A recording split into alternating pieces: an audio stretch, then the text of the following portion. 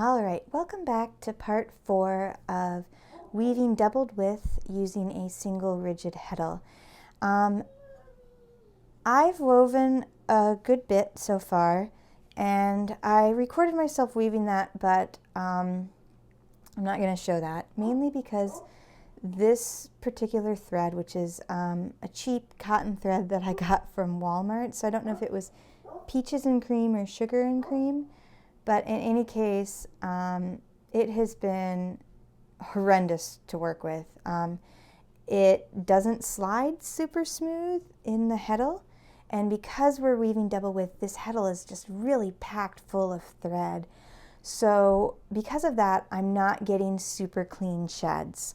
But I've practiced a bit now, and I figured out a way to kind of get myself cleaner sheds.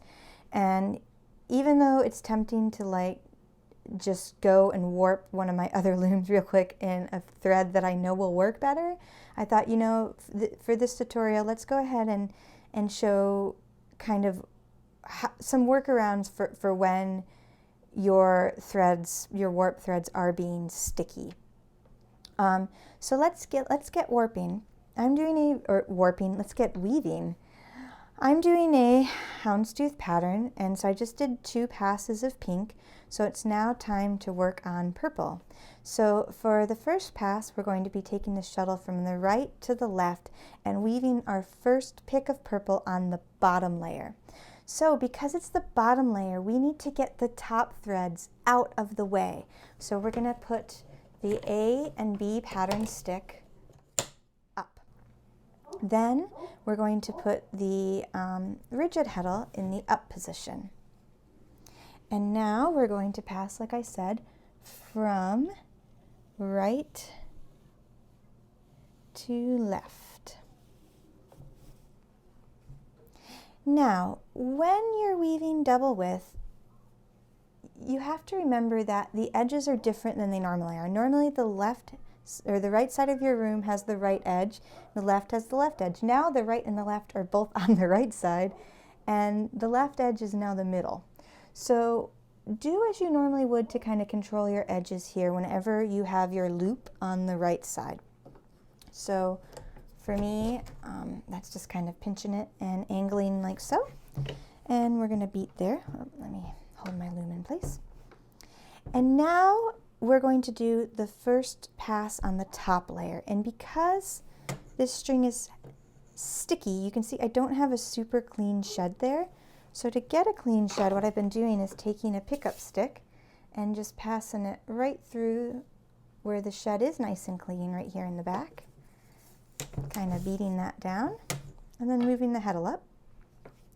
And now we're going to move from left to right with that A string heddle in place. And like I said, we have to be extra careful when the loop is on the left side of our loom.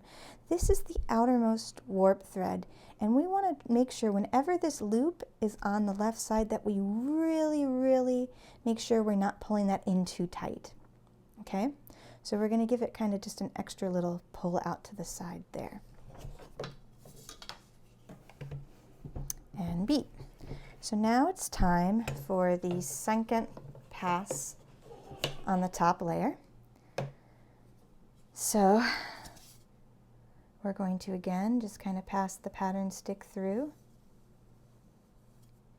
like so and make sure we've got a nice clean shed because of those lovely sticky threads.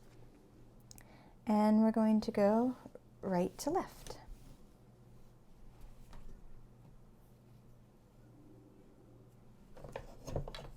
And beat. So now we have finished 2 picks on the top layer, and we have to do our final pick on the bottom layer. So we're going to put the heddle in the down position and pass from left to right. And now, remember I said whenever the loop is on the left side here, we have to really pay attention to this outermost warp thread. And you can see I could forget about this thread and just pull this in real tight.